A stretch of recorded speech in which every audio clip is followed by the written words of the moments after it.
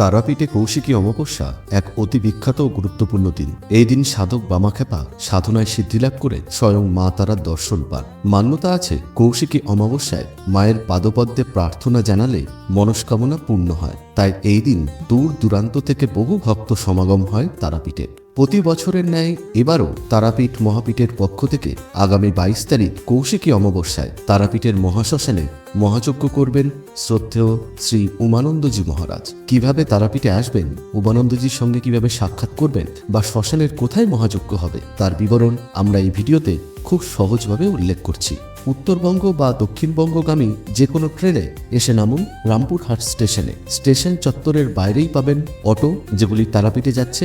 প্রায় 20 মিনিটের একটা অটো জার্নি করে আপনারা পৌঁছবেন তারাপীঠ। এসে নামুন আটলা মোড়ে। গুরু বামদেবের মূর্তি স্থিত আটলা 3 মাথা মোড়ে বামদেবের মূর্তিকে হাতের ডান দিকে রেখে সামান্য 2 কদম হাঁটলেই আপনার হাতের ডান পাশে আপনি পাবেন মা তারা রেসিডেন্সি। শ্রী উমানন্দজি মহারাজ এখানেই থাকবেন। তাই যারা সরাসরি মহারাজজির সঙ্গে দেখা করতে চান, সমস্যার কথা জানাতে চান, তারা এই মা তারা রেসিডেন্সিতে এসে যোগাযোগ করবেন। এবার চলুন শ্মশানে, যেখানে গুরুজি মহাযজ্ঞ করবেন। মা তারা রেসিডেন্সিকে হাতের ডান দিকে রেখে এগিয়ে গেলে সামনে দ্বারকা নদীর ওপর দ্বারকা ব্রিজ, ছোট এই ব্রিজটির শেষেই ঠিক হাতের ডান দিকে একটি তোরণ দেখবেন, মা তারা সরণি। ঢুকে পড়ুন। 2-1টি দোকান ছাড়িয়ে ঠিক হাতের ডান দিকে একটি ছোট সরু গলি দেখতে পাবেন। হাতের ডান দিকে এটি প্রথম গলি। ঢুকে পড়ুন। ঠিক দ্বারকা নদীর পাশ দিয়েই এই সরু গলিটি এগিয়ে গেছে।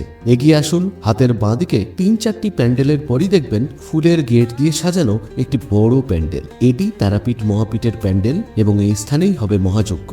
তাই যারা এই মহান পুণ্যতিথিতে মায়ের কৃপা লাভের আশায় তারাপীঠে আসতে চান, তারা যোগাযোগ করুন তারাপীঠ মহাপীঠের সাথে এবং হোমযজ্ঞে অংশগ্রহণ করে নিজের ও পরিবারের মঙ্গল কামনা করে মায়ের আশীর্বাদ লাভ করুন। জয় মা তারা, জয় গুরু বামদেব।